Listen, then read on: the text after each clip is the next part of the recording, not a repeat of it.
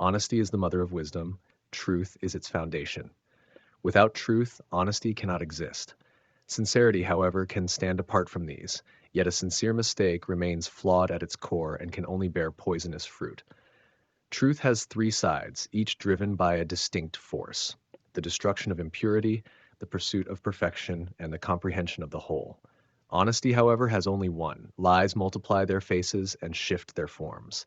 Illusion, on the other hand, is not always a lie, though it can be. It resembles a lie in that it alters perception, yet a pure illusion is rooted in the observer's interpretation, while a lie deliberately manipulates that perception to deceive. Illusions can be used to reveal truth, just as they can emerge naturally from the relative nature of an object. An illusion may distort reality or amplify its essence, enlarging, dispersing, reshaping. It can also serve to conceal the core attributes of something, revealing them only to those aligned with its true meaning, while misleading those who are not. Lying is the deliberate creation of distortions designed to deceive through false perception. Yet lies always run their course. They cannot sustain themselves, nor can they support anything built upon them. They are a shaky foundation, doomed to collapse. To seek the truth, to embody it, is to possess structural integrity. Strength comes from this integrity, for what is built upon truth does not self-destruct, it grows and endures. In contrast, habitual lying only serves to weaken both oneself and everything around us. Living truthfully, however, is no easy task. The world is riddled with deception, populated by those who cannot distinguish lies from truth, those who recognize the difference but do not care, and those who cannot bear the weight of truth at all. The more impure one is, the less they can handle it. The internal implosion that follows, the deep agitation that shakes one to the core, can shatter everything upon which their life was built. This is why the greatest liars are also the most fearful, while those who lie the least have nothing to fear. Truth, therefore, is an important component of victory. People lie for three reasons, each opposing a face of truth. The first is fear-driven security, the second is shame-driven desire, and the third is ignorance, whether willful or not. A person does not need to consent to a lie to be part of it. We can be born into one, support it, benefit from it, and remain unaware of it. Yet, all lies stem from these three forces: fear of losing what we have, longing for what we do not embody, and avoidance of truth, either through neglect or refusal to analyze it. This is precisely why people resist the truth. It can strip them of what they hold dear, reveal who they truly are, and permanently alter the world they navigate. But for those who embrace it, the truth is valued for the very same reasons. It preserves only what is essential, elevates the best within us, and makes the terrain safer because it is known. It is exactly what it is, nothing more, nothing less. And whatever takes shape from it will be in perfect alignment. It had been about a week since Emily received the news. Since then, she's felt numb, in a state of shock, but also oddly detached. Moments of sadness came in waves, but they felt distant, as if she was watching herself from the outside. She never expected this. She'd always been vigilant at work, but in her personal life she was more laid back. She trusted Reed completely, and the idea of turning on her distrust in such an intimate context unsettled her. What bothered her more wasn't the event itself, but what it would do to her, how it would change her. After all, it was his guilt to carry, not hers. That's how she coped, but it wasn't without cost. A lot of repression had been building up, making her even more disengaged at work. Martin noticed. He'd forced her to take a few days off, insisting, "I need you sharp and focused, kid. This ain't you." She returned home, but it felt strange, like she didn't belong there anymore. The apartment was cold, cluttered with clothes piled on chairs and her unmade bed. She couldn't bring herself to clean anything. The dishes sat undone, the trash was overflowing. She hadn't been herself lately. She sat down on her couch and absent-mindedly flicked on the TV to fill the silence. The screen flickered to life, revealing a woman with large, dark sunglasses perched on her head and an overdone, brightly colored blouse that screamed for attention. She was speaking rapidly, almost in a theatrical way, to a crowd gathered around her. The show was called Spirits Speak and was hosted by a local medium who claimed to communicate with the dead. The woman's name was Celeste, and her dramatic expressions and over-the-top gestures made it clear that she was a bit of a TV personality. She spoke with such certainty as if every word was the gospel truth about how she had connected with spirits from beyond, just passing on messages to grieving relatives in the audience. "Your husband! Yes! He's here!" Celeste said dramatically, pointing at a woman in the front row who gasped and clutched her chest. "He wants you to know that he's sorry he never fixed the fence, but he's looking over your garden now." Emily stared at the screen, scoffing to herself. "Sounds like a scam," she muttered, rolling her eyes.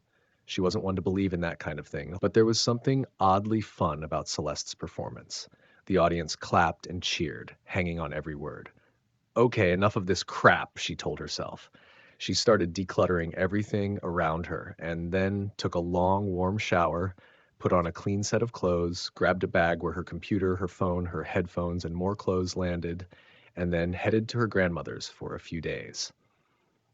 She hoped she could reconnect to somewhere safe where things were simple, to get her mind off of this spiral, as she learns to digest things exactly for what they are, in their truthful form.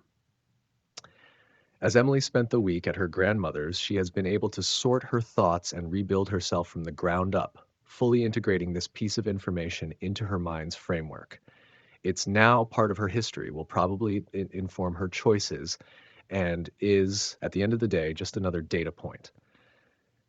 It was, in fact, a very natural thing for her to come to this conclusion, but it was also a sad conclusion to come to because she was back to neutrality, unfeeling, and gray. It's a freeing state that allows for other people's problems to matter more than one's own and can be used for the greater good.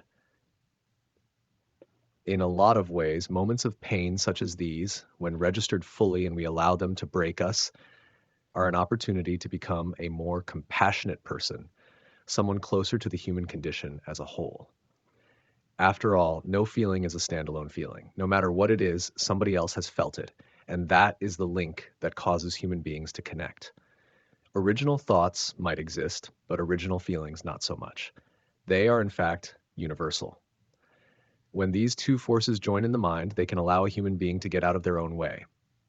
Things that destroy us can build us, if only we seek to look outside of ourselves, but from within. The question that she was asking herself was how much can she actually bear? But then she looked at her grandmother and reminded herself that there is an objective reality outside of this moment of pain, and that nothing, good or bad, truly lasts. She was taking care of her needs, bathing her, cooking for her, and making sure she was entertained. Their conversations were nonsensical, and she would only remember who Emily was half of the time. It was a strange thing to have someone in front of you who is only partially there or seem to come in and out of different time frames. You have to piece the evidence together to try to find anything coherent in the maze to make sure you can still connect. And in some ways, that type of experience was similar to many other experiences that people have when they're unable to connect anymore, and that their relationships feel like a one-sided street. Information that comes in may never fully seep through. And the only thing that can be done is just to appreciate the moment for what it is while it lasts, with no expectations, and to give freely, knowing it will never be given back, and knowing that the person in front of you is not truly there. One evening, her grandmother said some words that she never said before. She started talking to Emily as if she was another person, but that's just regular occurrence. "Dahlia, remember that night I spent with Richard at the Hollowridge Hotel?" "Grandma, what did you just say?" Emily was in a complete state of surprise. "I think I must have a picture of that somewhere in the attic. But don't tell anyone I kept those. They'll probably try to take them away like they did with the others." "Who took what away? Grandma?" "Those goddamn mosquitoes. Summers are way too humid in Florida. When are we going back, honey? You've been saying this for a while now." Emily quickly understood that she lost her again. Her grandmother's words echoed in her mind, creating a surge of curiosity. The thought of something hidden away in the attic connected to the Hollowridge Hotel case was enough to lift her out of lethargy. She walked toward the stairs, the old wooden steps creaking under her feet as she ascended. The air up there was cooler, filled with the scent of aged wood. The faint light from the hallway barely reached the top, leaving the attic in soft shadows. She paused for a moment before reaching for the worn handle of the attic door. As she opened it, a wave of anticipation washed over her.